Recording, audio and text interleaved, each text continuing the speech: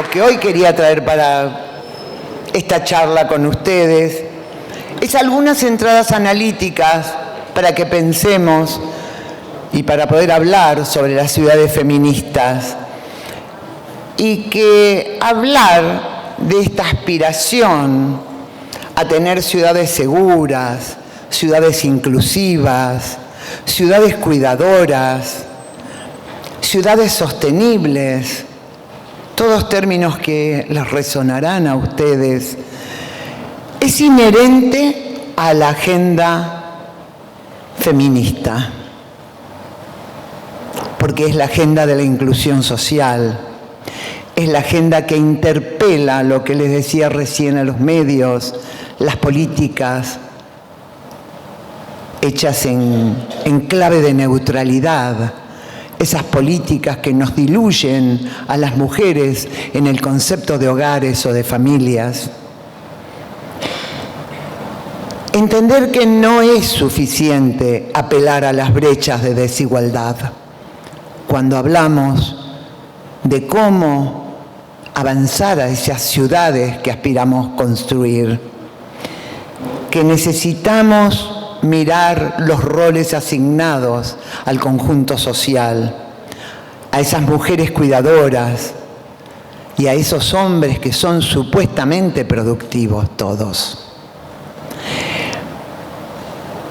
Entonces el valor de la proximidad, eso que nos heredó Jane Jacobs, pensando allá por los 60 en Nueva York, peleándose con los desarrollistas, igual que lo hacemos ahora, quizás peor, porque ella peleaba en bastante soledad, en tanta soledad que tuvo que exilarse en Canadá, se fue con sus hijos de Nueva York.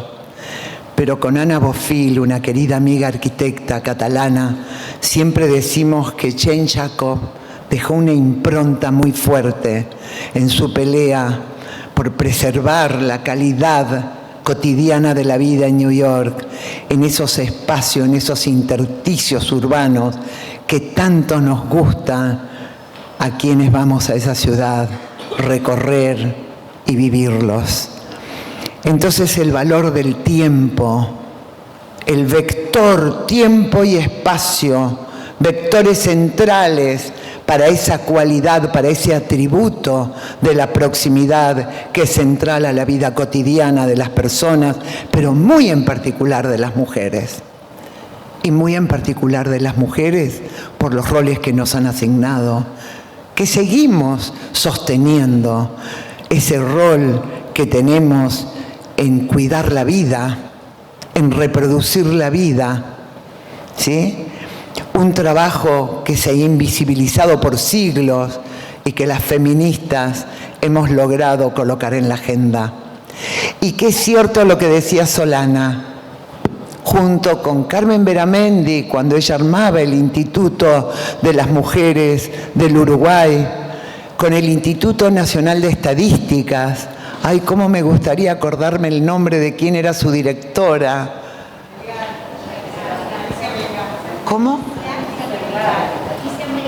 Alicia, sí, gracias. Y con Rosario Aguirre de la Universidad de la República hicimos el primer anexo a la encuesta permanente de hogares y fue pionero en América Latina para poder saber cuánto tiempo dedicaban los hombres y cuánto tiempo las mujeres. Y aquellas actividades pioneras, aquel compromiso de las uruguayas, ese compromiso militante, llevó a la ley del cuidado. Hay que cuidar esa ley, porque yo sé que hay bemoles en este momento. Entonces tenemos que cuidar esa ley. Para cuidar esa ley hay que cuidar quién va a dirigir los destinos de la nación, porque si no vamos a perder las leyes, como están siendo amenazados en este momento en Argentina. Entonces yo sé que no les hace falta a la mayoría de este público maravilloso de amigas, pero de todas maneras lo voy a hacer como a modo de síntesis. Yo quiero revisar como 3 conceptos, ¿sí?, El primer concepto, porque yo creo que no interpelamos, nosotras no, las feministas, no estamos contra los varones. Estamos contra los varones patriarcales y contra las mujeres patriarcales, que las hay muchas. Entonces tenemos que repensar y volver a definir el concepto del patriarcado. ¿Qué es el patriarcado que queremos interpelar? Y es un sistema político de dominación. Es un sistema que se explica en valores culturales, que se explica en razones biológicas, en costumbres, en prácticas sociales, pero es un sistema de dominación.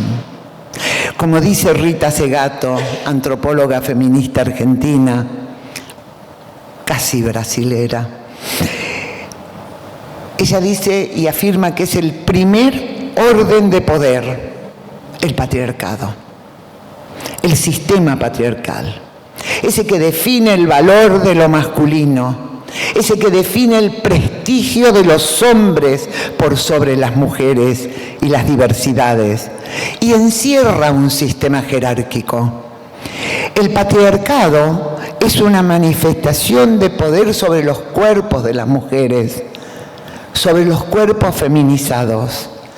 Y esto es lo que tenemos que tener claro, esto es lo que interpelamos, porque es un ejercicio de poder asimétrico, que se ejerce sobre las mujeres o los cuerpos disidentes por el solo hecho de serlos, y restringe nuestras vidas, no solo nuestros cuerpos.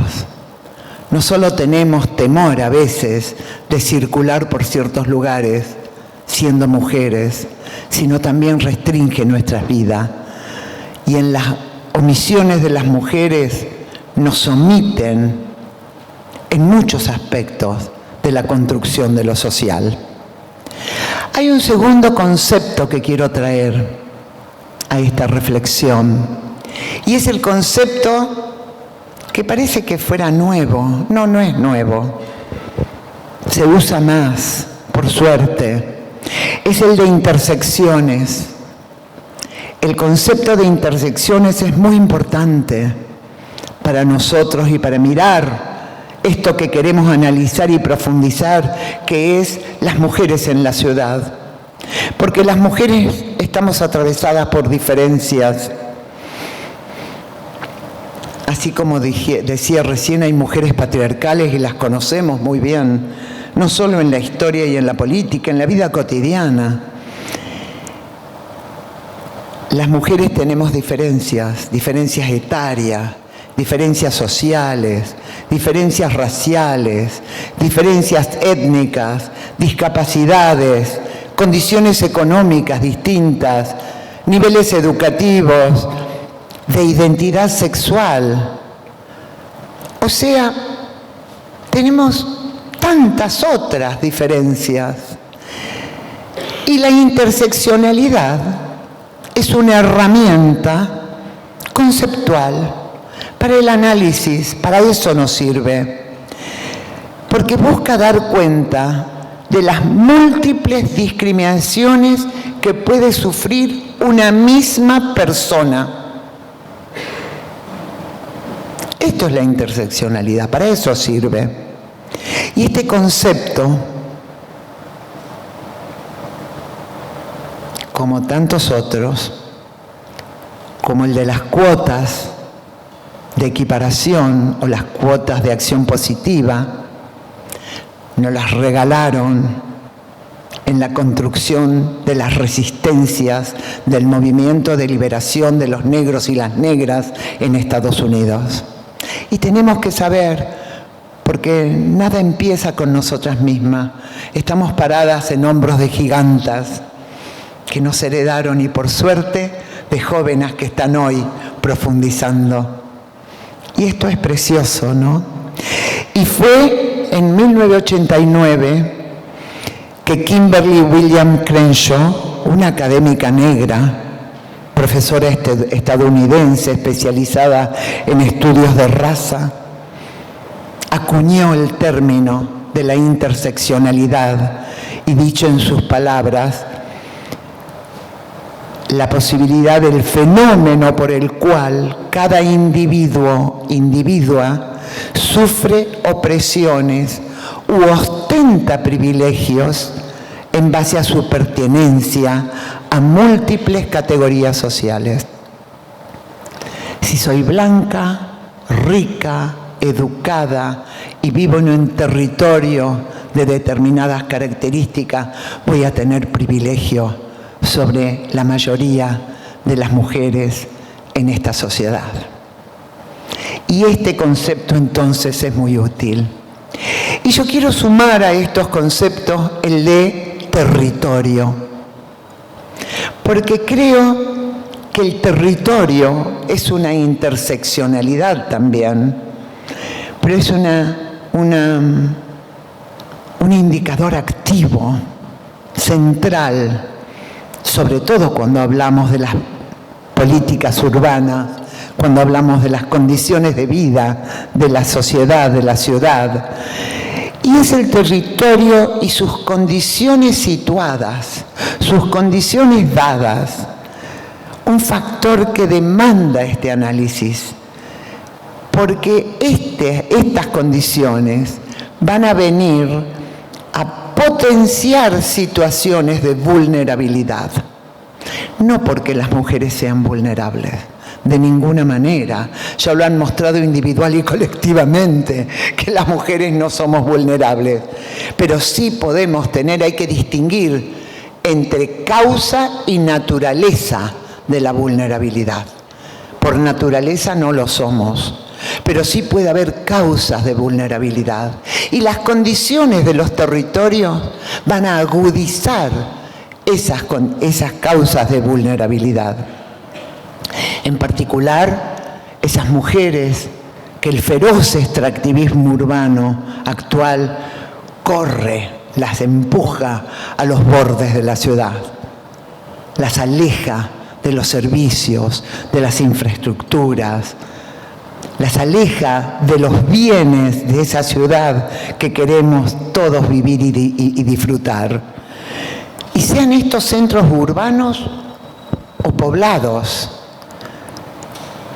los barrios alejados, en donde viven en general las mujeres más pobres, aquellas que más de un tercio de ellas son únicas responsables de sus hogares.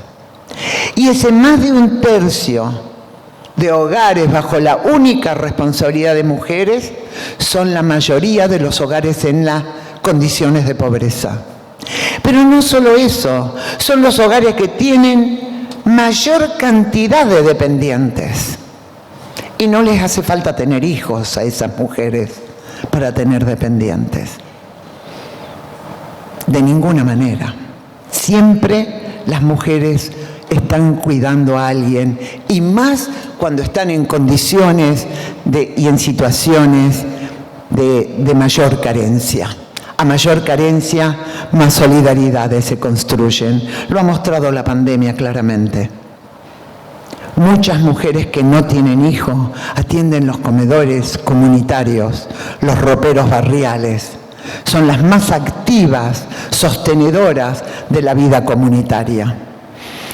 Y a la vez son mujeres que son la mayoría en el mercado informal, sin seguridad social, sin estabilidad, con magros salarios cuando los tienen.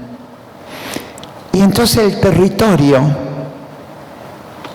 es la base de un sistema que puede permitir mejores o peores calidades de vida de esa población. Entonces la prioridad, ¿dónde priorizamos la política pública y dónde priorizamos la aplicación de los recursos?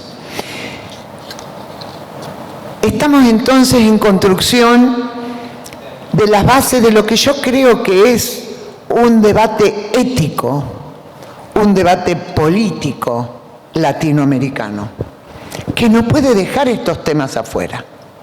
No podemos dejar por fuera, en esta América Latina, en donde más del 82% de la población, sobre todo en Uruguay y en Argentina, que mucho más del 82% vive en ciudades extensas, desiguales, de fragmentos de obscenas desigualdades.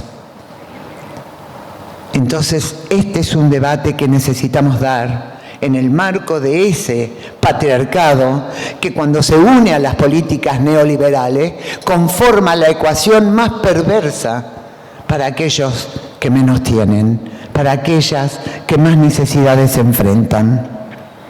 Por eso me voy a referir muy particularmente a las mujeres, porque es de las mujeres de quienes no hablamos, y yo pienso, y esto lo pensamos también colectivamente, muchas de las que venimos trabajando en la Red Mujer y Hábitat, que cuando transformamos algo en el territorio a favor de las mujeres, lo transformamos para el conjunto social.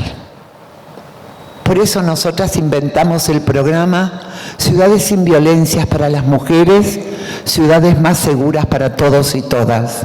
Porque estábamos convencidas de que si había menos violencia para las mujeres, íbamos a reducir el conjunto de las violencias. Si capacitábamos a las policías, como lo hicimos con la Guardia Civil, como lo hicimos con la Policía de Colombia, de El Salvador, esa que hoy Bukele está usando para que todo el que tenga pinta de sospechado sea negado de derechos ciudadanos, los capacitábamos. Pero no es una vez, tiene que ser un continuo, tiene que ser permanente, y entonces aparece la voluntad política, la voluntad de los que dirigen y de las que dirigen. Por eso digo que es tan importante cuando hay mujeres en lugares de toma de decisión. Por supuesto que no cualquier mujer. Una mujer comprometida con los derechos humanos, una mujer comprometida con los derechos ciudadanos, una mujer comprometida con los derechos de las mujeres y las diversidades. Una mujer cualquiera en un lugar de toma de decisión no quiere decir nada. Puede ser un cambio simbólico, pero más nada. Es importante cuáles son las ideas que traen a esos lugares de toma de decisión. Y ya aprendimos que la convivencia en la ciudad, en los barrios, en las viviendas, para los hombres y las mujeres, se van a vincular con esas experiencias cotidianas en los espacios en que les toca vivir y que les toca actuar. Pero entonces un primer punto que me parece importante, dicho esto, es que no podemos universalizar y homogeneizar a la sociedad en las políticas, sobre todo en esta sociedad latinoamericana heterogénea, uruguaya, montevideana, heterogénea. Para ello es preciso que bajemos la retórica de la igualdad, de la inclusión, de la igualdad y la inclusión a las prácticas. La necesidad de colocar la mirada de género y la mirada política y entender que las ciudades no son iguales para hombres y mujeres, mucho menos para los cuerpos disidentes, y que no somos iguales entre sí, ni los hombres ni las mujeres. Entonces tenemos que poner atención, y este es mi otro punto, en el concepto de igualdad. Creo que tenemos que incorporar la tensión entre igualdad y diversidad, lo cual es un desafío permanente. No basta la inclusión social, no basta el concepto de igualdad. Tenemos que incorporar el concepto de la diversidad. Y fíjense qué interesante lo que dice Saskia Sassen. Me gusta la cabeza de Saskia porque siempre está interpelando. Y ella dice que la desigualdad es inevitable en una ciudad que es un sistema muy complejo, que incluso puede hasta ser algo positivo Va a depender de los niveles de las brechas de desigualdad, obviamente. Pero lo decisivo es la justicia. Lo decisivo es, ¿y cómo podemos ser justos si las principales injusticias, y esta es mi pregunta, permanecen invisibles entre nosotros y nosotras? Las mujeres permanecemos invisibles.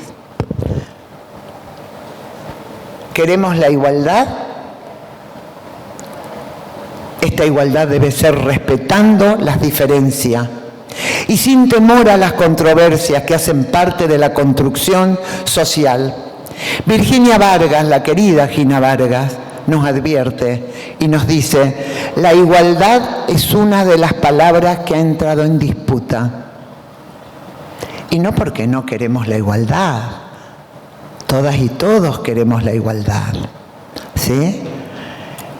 Pero necesitamos impulsar una igualdad desde el campo de lo plural, de lo multicultural, de la diversidad. Una igualdad que interpele al patriarcado, al colonialismo, a sus derivadas, al racismo, que interpele esa otredad en la cual se ubica a los y las diferentes, poniendo valor en lo igual, como si lo igual tuviera más valor. Entonces este me parece que es un punto que quería hoy traer acá para nuestros debates. Y entonces ir a la planificación, a lo que dirige Lucho y este equipo y esta unidad que hay ahora, que me encantó el nombre, la Unidad de Equidad, Derechos y Territorios, donde está Jimena Abraham Vieira y en el Departamento de Planificación como referente de género. ¿Cómo hacemos entonces, Jimena? ¿Cómo va a ser con Inés y con todo el equipo que está impulsando y con el apoyo de Solana para que realmente se pueda pensar la planificación desde otro lugar? Y vamos a tener que entender que hay que interrogar el abordaje neutral de las políticas de la planificación. Si no interrogamos esa neutralidad de la planificación pensada en hogares, en familia, en personas, en población, como si fuera todo lo mismo, vamos a seguir omitiendo. Vamos a seguir diluyendo sujetos sociales, desconociendo las diferencias y desconociendo las formas diferentes en que se habitan los territorios. Porque como cada uno de nosotros habitamos, no es necesariamente la forma de habitar los territorios. Hay culturas, hay prácticas, sobre todo en esta América Latina. Se trata entonces de visibilizar cómo las relaciones sociales de género van a ser constitutivas a las que se expresan en la conformación de los espacios urbanos, de los territorios, y cómo esos territorios, en las formas en que se planifican y se piensan, van a reproducir estas relaciones de género. Porque estamos imbuidos, así como el neoliberalismo nos invade y no nos damos ni cuenta a veces, ¿sí? Tenemos que estar todo el tiempo pensándonos y interpelándonos cada uno. Entonces, tenemos que pensar, para poder planificar, tenemos que realmente pensar desde la diversidad, porque hasta ahora se viene pensando la planificación de las ciudades en base a un sujeto universal, o un sujeto que se universaliza como si lo fuera, ¿sí? Que es un varón blanco, joven, productivo y heterosexual. que deja a muchos varones por fuera y a casi todas las mujeres.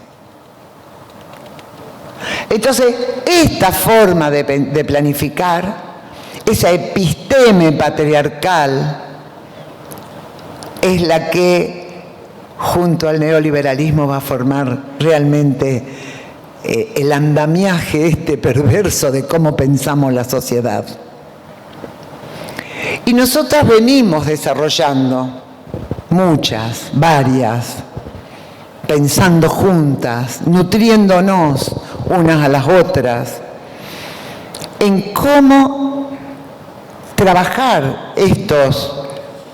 esta aproximación en las ciudades. Y creemos, desde el feminismo municipalista que venimos construyendo, por eso me encanta estar en este espacio de la Intendencia, que necesitamos profundizar algunos instrumentos que tienen que ver con la instalación de los temas de las mujeres y los temas de género.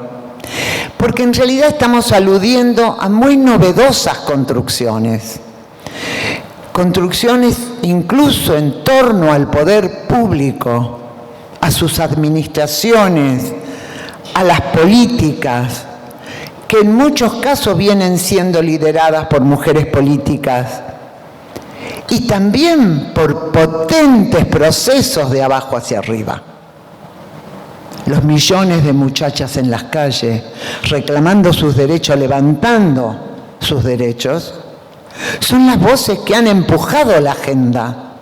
Son las que, dijo muy bien Lucho, yo era un bicho raro, que me sentaba a hablar con algunos amigos y quería hacer siempre pedagogía para que entendieran qué cosa estaba haciendo y que no era una feminista que venía a odiar a los varones, sino que era una persona que quería profundizar la democracia y hacer visible a algunos sujetos que no estaban visibles, ¿no? Pero esas jóvenes muchachas, esas millones de muchachas en las calles y algunos muchachos, mi nieto por ejemplo, sí, debe ser porque esta abuela feminista lo debe haber convencido, están reclamando los derechos y esa es la fuerza enorme de abajo hacia arriba que se va a expresar en redes, en organizaciones, en grupos de mujeres, en grupos feministas, y que es un nuevo fenómeno, es un fenómeno propio del siglo XXI, que está liderado por mujeres con un rol muy particular, ¿sí? Mujeres que empiezan a ocupar liderazgos en las ciudades, pero tan tibio todavía. El 84% de las ciudades de América Latina están lideradas por varones. Y lo voy a decir al revés porque es impactante. Solo el 16%, según la CEPAL, son ciudades lideradas por mujeres. Y mejor no les digo cuántas ciudades capitales, porque creo que en América Latina quedan 3 lideradas por mujeres. Hay algo que tenemos que profundizar, ¿no? Ahora, lo interesante es cuando uno mira los procesos de esos liderazgos de mujeres en las ciudades. Voy a hablar del caso de Claudia López en Bogotá. Claudia López en Bogotá, feminista, que gana la elección con una agenda feminista, que cuando asume su gobierno instala una política de Bogotá ciudad cuidadora, no solo Bogotá ciudad verde, Bogotá ciudad de la conexión y la conectividad, pero ciudad cuidadora, y genera los centros integrales del cuidado en los lugares donde están viviendo la mayoría de los hogares liderados por mujeres con la mayor cantidad de dependientes. No voy a hablar de eso ahora, pero sí quiero significar ese empujar la agenda de derechos, ¿sí?, cuando hay un liderazgo de mujeres comprometidas. Y sin duda esto no se trata de una construcción homogénea, no se trata de un camino unívoco. Se entretejen alianzas diversas, donde se alojan todas las generaciones, donde se alojan todos los tipos de mujeres, desde las más jóvenes hasta aquellas con más trayectorias, con más experiencia.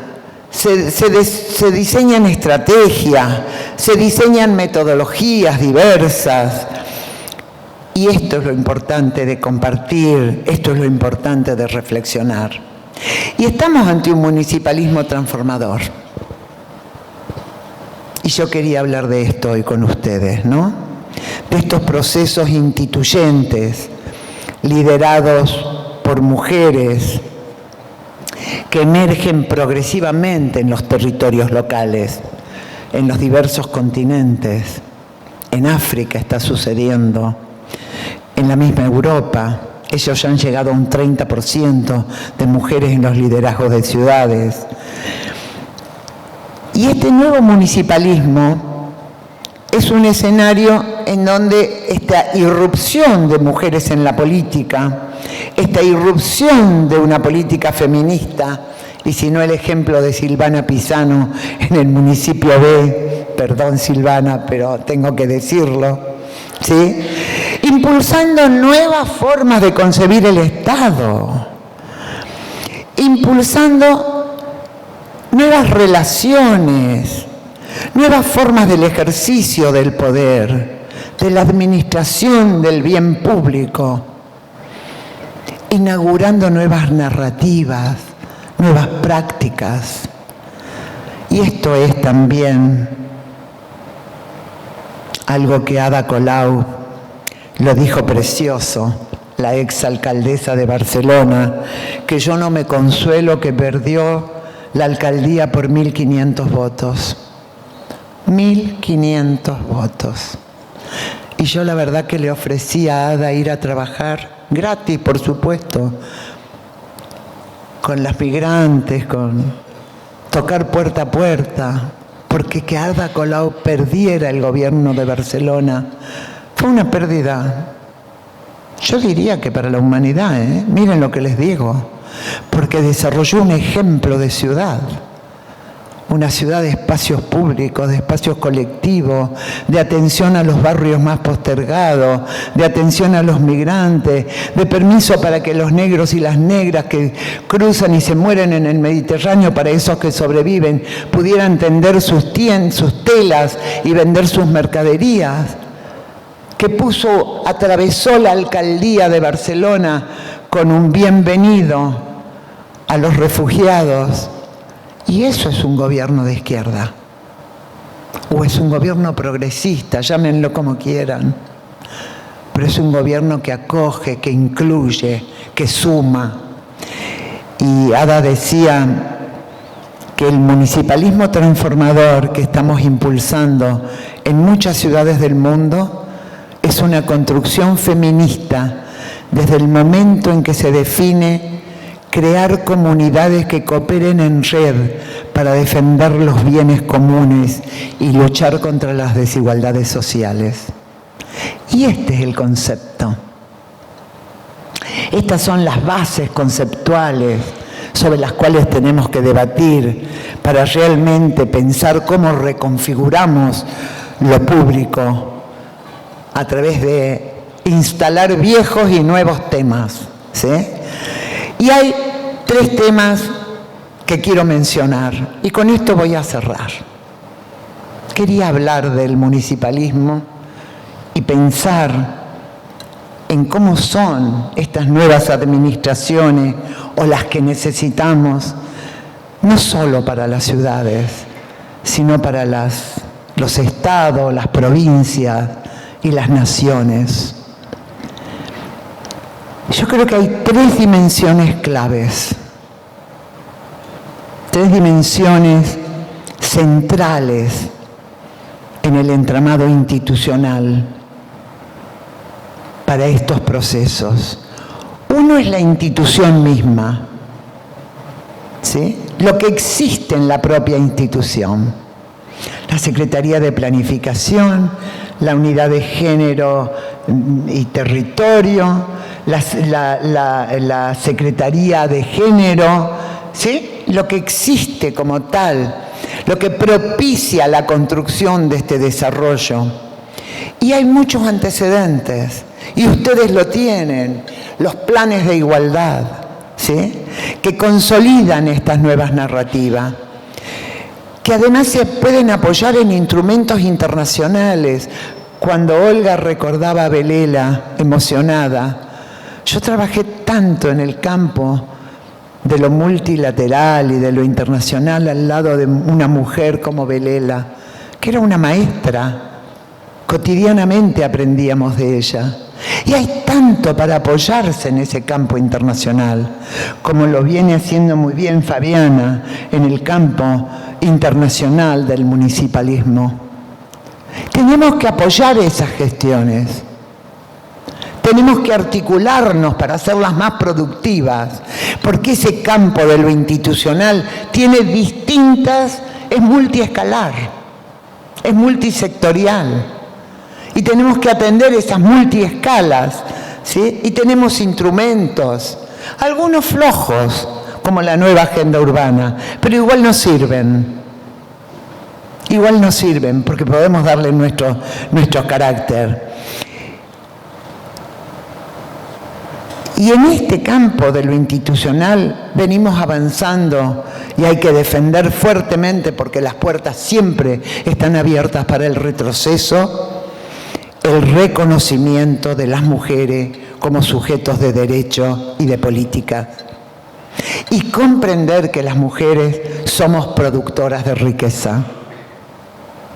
Aún las que cuando les preguntan qué hacen, dicen no trabajo.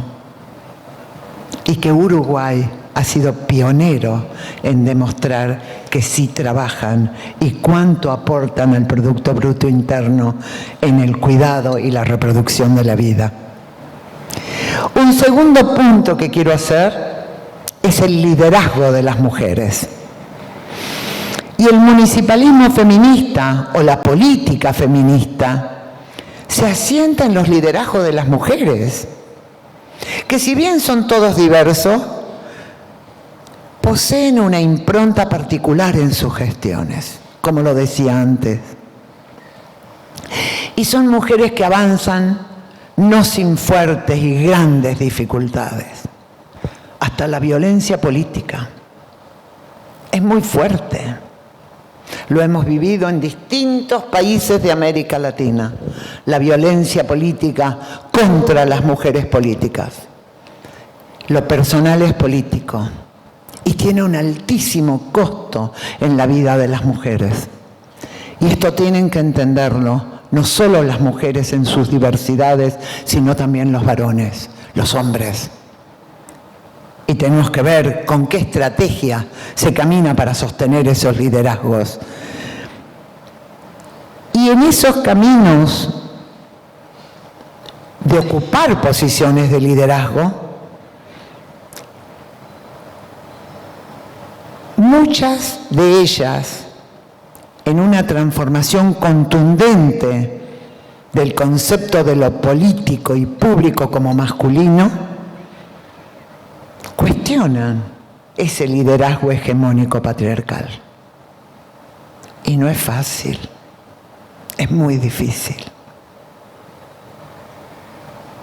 Entonces este punto del liderazgo de las mujeres para mí es un punto central en nuestra agenda feminista para ver cómo avanzamos en construir ciudades más amigables a las mujeres, una sociedad más amigable a las mujeres. Y conocer los obstáculos que aún persisten para las autonomías políticas. Indagar principalmente con aquellas mujeres que realmente han transitado por el ejercicio del poder o están transitando en las administraciones públicas, en la política pública. ¿Cuáles son los grandes nudos críticos? Y mi tercer punto, y con esto yo voy a ir cerrando, porque si no ya es abusivo para con ustedes, es la agenda, la institución, la participación política de las mujeres y la agenda política. Y la agenda política es, como dije antes, de viejos y nuevos temas. Temas que están persistentes y que siguen siendo temas prioritarios. El de las violencias contra las mujeres, por ejemplo. Las violencias contra las mujeres, las niñas, los cuerpos feminizados, la juventud, la violencia instalada en la sociedad. Las diversas formas, las complejas formas de las violencias. Acabo de coordinar un proyecto junto con Morena Herrera, una feminista salvadoreña, para hacer un análisis sobre qué funcionó y qué no funcionó en América Latina en la prevención de las violencias. Hicimos un trabajo sobre 768 casos en toda América Latina. ¿Y saben qué? Hay mucho hecho, mucho que se hace, muchos recursos que se ha puesto y nos siguen matando. Entonces, algo tenemos que revisar. Hay algo que hay que repensar, revisar, trabajar y ver por dónde va la política pública en relación a las violencias. Yo creo que las mujeres también han instalado nuevos temas en la agenda, ¿no? Temas tales como los cuerpos, el cuerpo como este primer territorio, y entonces nuestros derechos a decidir sobre nuestros cuerpos, a decidir sobre la reproducción. O los temas del cuidado, lo hemos colocado en la agenda pública a nivel mundial. Hay en este momento una coalición sobre el cuidado, ¿sí?, que están contribuyendo distintos países, gobiernos de países del mundo, para el debate sobre el tema de los cuidados. Porque es un tema difícil, como dice la genial María Ángeles Durán, a quien trajimos acá cuando hicimos la primera anexo de la encuesta permanente de hogares, para que nos transmitiera toda su teoría sobre las cuentas satelitales y la forma de poner valor al cuidado que hacemos las mujeres mayoritariamente, también algunos hombres, pero mayoritariamente las mujeres, por el método sustitutivo. O sea, ¿cuánto cuesta una enfermera? ¿Cuántas horas dedico yo a cuidar a un enfermo? Pero el cuidado es más complejo que eso. ¿Y cómo medimos el cuidado comunitario? ¿Cómo protegemos a las líderes comunitarias? ¿Qué pasaría si hubiera un salario para las líderes comunitarias de los comedores comunitarios, de los barrios de nuestra pobreza económica? Porque no es pobreza. ¿Serían hombres los líderes del cuidado? Son preguntas, ¿no?, para hacernos y para ver cómo tendríamos entonces que intervenir desde la política pública para realmente subsidiar abiertamente, subsidiar, proteger, contener, dar abrigo a esas cuidadoras. Estoy mencionando algunas cuestiones, por supuesto que quedan muchas colgadas, ¿no? Pero decirles que la mirada feminista no refiere solo a las mujeres. La mirada feminista quiere generar y consolidar aportes para una sociedad que necesita transformaciones, que necesita democratizar, que necesita poner en valor político, en valor público, la vida cotidiana. Y como dice Marta Lamas, hasta que no pongamos en valor público y político, la vida cotidiana, no vamos a poder avanzar en la igualdad. Por eso tenemos que pensar la igualdad desde la diversidad y desde la justicia social. Les agradezco esta escucha. Muchísimas gracias y aún estoy muy conmovida.